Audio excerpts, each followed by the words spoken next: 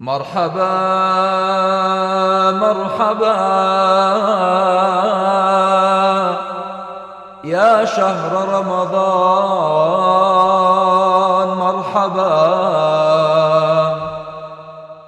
مرحبا مرحبا يا شهر الخير والبركة والإحسان، مرحبا مرحبا مرحبا